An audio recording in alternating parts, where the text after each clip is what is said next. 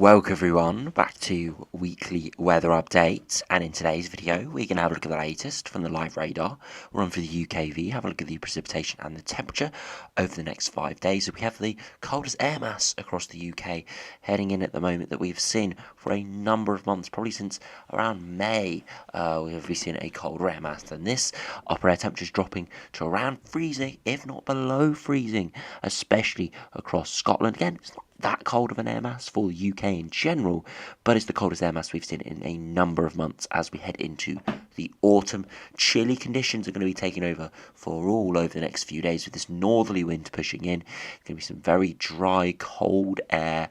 So yeah, it's going to feel chilly, even though the temperatures on the thermometer in the day will still be in the mid-teens, maybe high teens for some in the south. We could even see a few snowflakes maybe over the highest mountains in Scotland. We'll have a look at that in a minute. But then we'll have a look at the mid-range and the longer range. Look at the GFS, GM, ESMWF and the Ensembles. See what's happening beyond this colder northerly wind. It does look like high pressure will build in for the sort of next week or two after this. But there is a signal perhaps the last week of September from around the 25th onwards, perhaps maybe even earlier than that, we could be going very unsettled, maybe even stormy again. Now the GM, East and WF that go to day 10, they both generally have dry weather, maybe hints of low pressure at the end. The GFS, which goes out to 384 hours, it's around 15 days, that does go very, very unsettled in the longer term. Named storm potential there, so we'll have a look at that as well. So, do remember, if you enjoy my videos, make sure you like and subscribe. And remember to follow me on Twitter as well, the link's in the description. So, to start on the live radar, you can see it is very dry at the moment. Now, we generally do have higher pressure building in, but we do have that northerly wind. It is lower pressure with the northerly wind, but it is quite dry air, so I'm not expecting too much in the way of widespread showers. It's the typical areas for a northerly wind that we see in the winter when we see snow showers with this. Here's Scotland in general, Northern Ireland, northwest England into northern Wales, the far western area of Wales and southwest England, across the East Anglia, maybe Kent, and across northeast England, the coastal areas there. Those are the areas that we'll see showers over the next few days. Again, they're not going to be too bad. They most likely will be quite scattered. Most of them will be light. There could be a few heavy, but we're not expecting any thunderstorms or anything like that. With the wind direction coming from the north, it is not got anywhere near as much energy as a southerly wind does have in terms of sort of big heavy shower potential. But we can see a few showers spreading into Scotland at the moment, and you can see if we do zoom, we can actually spot a little bit of blues there over the near the Cairngorm actually. In the Cairngorms there, so yeah, very cool seeing a little bit of snow potentially over the highest peaks there. Again, we're not expecting anything substantial at all, just perhaps a few flakes over the highest ground in Scotland. So yeah, very interesting seeing that today, and we're just going to have to keep an eye really on what happens coming up in the next couple of weeks as we do head into colder periods. Air to our north does get slowly colder before snow potential becomes real in November. We could still see some snowfall over the peaks, so we just have to see what happens with that over the next couple of weeks. But widely, it's going to be a drier next few days, few showers here or there, but it's going to have a colder feel. Now, recording this just before midday, and you can see those temperatures are not too bad, but they're not great either. Quite a lot of light yellows and blues there, which is mid to low teens. Could peak mid to high teens, maybe even the isolated 20 degree in the south. We still actually are hanging on to the warmer air in the south, still around 5 to 10 degrees at AM drift HPA, so still possible for 20 degrees or so in the south, but that will diminish tonight, and tomorrow it does look likely to be quite a bit chillier. So, if we do have a look at the UKV, look what the precipitation and the temperature is doing over the next 5 days, you can see those showers pushing in at the moment. Move to 3 p.m. this afternoon. Again, you can see it is eastern parts of England, East Anglia, maybe Kent, parts of North Wales, maybe West Wales, Northern Ireland and Scotland, maybe patchy showers in Northern England as well. Those are the areas for showers, and that cooler air mass does spread in, and tonight it could be quite chilly indeed over the higher ground of Scotland, but elsewhere further south we're still hanging on to the milder air. Again, you can see the placement of the heavier showers, northern Wales and East Anglia at this point. Beyond that, into Friday, you can see by Friday afternoon, still largely dry. A few showers across East Anglia, but elsewhere it is pretty dry. And again, as we head through Friday night, so that's where it could be chilly. Very, very low levels of cloud. The high pressure does topple in a bit more, so that means stagnant air. Those showers are more just towards the North Sea, and that just means that it could be getting even colder. Mid to low single digits look quite likely here. As we head into Saturday, still could be a chilly day, but widespread drier weather, a few showers and some thicker cloud here or there. As we head into Sunday, perhaps more precipitation pushing in from the north and the west as some areas of instability go around the higher pressure, but we are generally still extremely dry with a bit of cloud here or there. And by next Tuesday, we could start to see some weather fronts trying to push in against the high pressure, which is shifted further eastwards here. You can have a look at that on the pressure charts.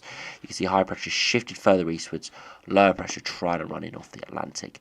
You can see at the moment a northerly wind, direct northerly wind from the Arctic. Look at those upper air temperatures, still hanging on to warmer air in the south through today.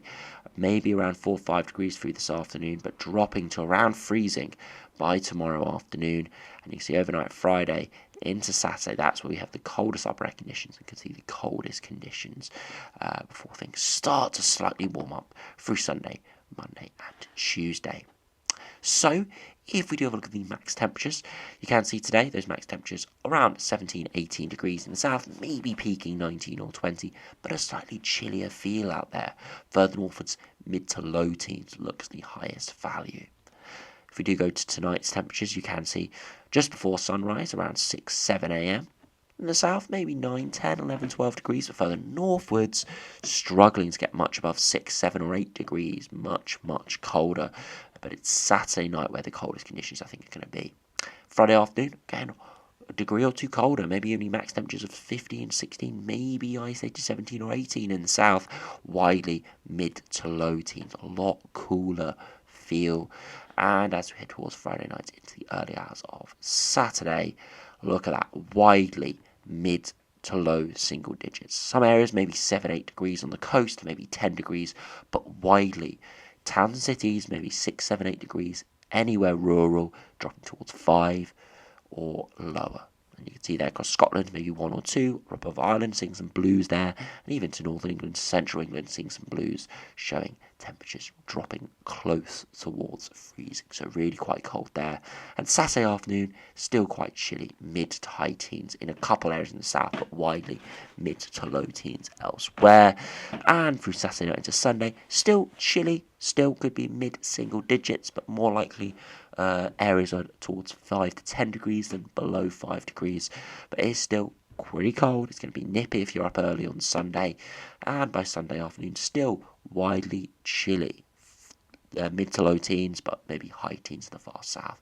Before temperatures do recover, you can see by Monday those temperatures are widely higher. More yellows here, even 16, 17 degrees across Scotland. So widely turning a little bit milder towards the end of the weekend into the start of next week, but still a chilly feel. None of these low to mid 20s that we have seen for numerous weeks since probably May, June time. That is dissipating now. Mid-teens is going to be the new normal, and slowly we're going to get towards low teens, and then eventually high to mid-single digits come the end of this year. So yeah, we're on now that slow trend down towards colder conditions. It is unfortunate, but it is only the cyclical nature of our seasons, unfortunately.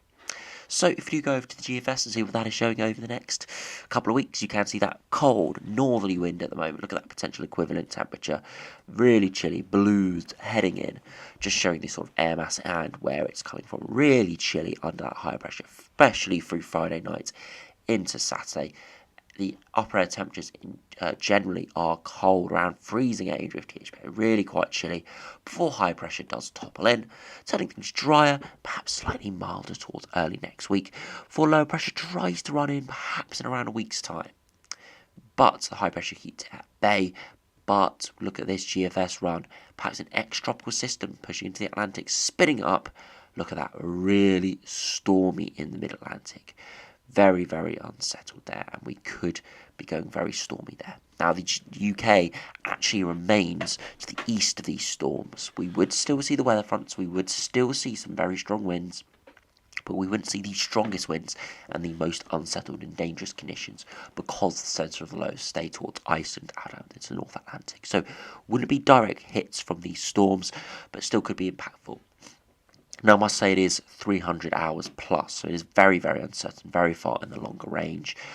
So yeah, still might not come off, but it's just a signal here. And as we'll see at the ensembles at the end of the video, there definitely is a pickup in precipitation spikes, so potential low pressure in the longer term. It is just one of the scenarios. We've got to keep an eye on it because it is the most disruptive weather we can get this time of year. These big storms, which can arrive anywhere in the year, but most frequently, really, sort of middle to end of the autumn into the early parts of the winter. So, yeah, we'll just have to see what happens with this. Now, if we go over to the GM and see what that is showing today, again, a northerly flow at the moment, really chilly air mass pushing in. High pressure does topple. We stay under the high pressure for a good week or so before low pressure runs in. Now, it is not extremely stormy, but it is low pressure. It is going to be quite slightly unsettled, some stronger winds with that. High pressure does topple in back in after that and dominates. Still potentially a little bit of lower or upper trough there just to our south, but we are generally under higher pressure with the unsettled conditions out in the North Atlantic towards southern Greenland and Iceland.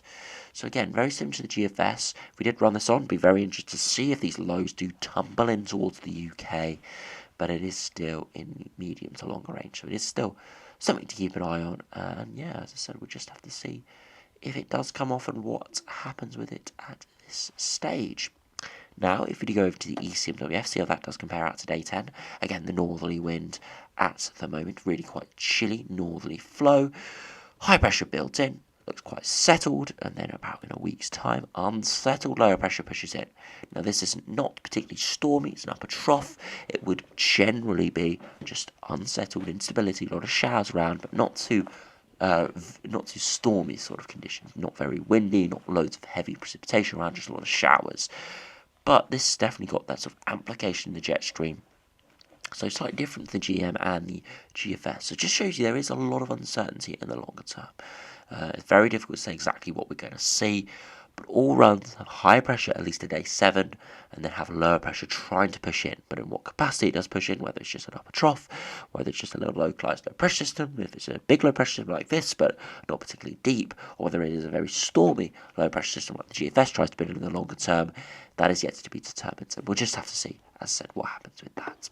So to finish by having a look at the ensembles, you can see much colder than average upper air temperatures over the next sort of 5 to 6 days. Yeah, very chilly. Look at that, getting down towards freezing, if not below that, in London at upper air temperatures. A good 6, 7, 8 degrees below average. Does trend towards average around 22nd, 23rd, and stays around average into the longer term. But you can see for the last week of September, definitely a trend for more precipitation. Upper air temperatures are around average, but there's a lot either side, so we can't say with any degree of certainty what's going to happen with that. But generally, you can see precipitation does increase. If we do look at the sea level pressure, generally lowering in the longer term, so perhaps a trend back towards lower pressure in the longer term. So, as I said, we'll have to see what happens with that. If you finish just by having a look at the ECMWF ensembles, just comparing those, again, very similar. Cool and cold over the next week or so, for a precipitation signal increase around the 23rd, so slightly earlier perhaps than the GFS, and yeah, just continues with upper air temperatures around average, so same as the GFS there, and generally higher precipitation trend in the longer term. And if we do look at the sea level pressure, again, higher pressure over the next week or so for trending lower. So yes, very cold northerly wind at the moment. Higher pressure building in the short, medium range, so definitely looks drier over the next week or so. Longer term, though, could we be going unsettled, very unsettled, perhaps very stormy. We'll have to see what happens with that. At this stage, it still is very uncertain, but there definitely is a trend. Sorry, I'm about to finish. Okay, you can do it. You can do it.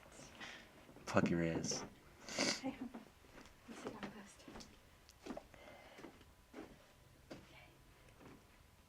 Don't look. Huh? Don't look. I can't hear you.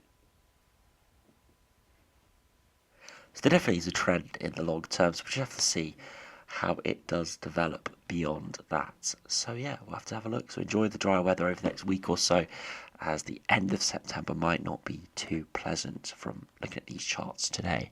So anyway, thanks for watching, hope you enjoyed, subscribe if you're new, and I'll see you again for another video soon.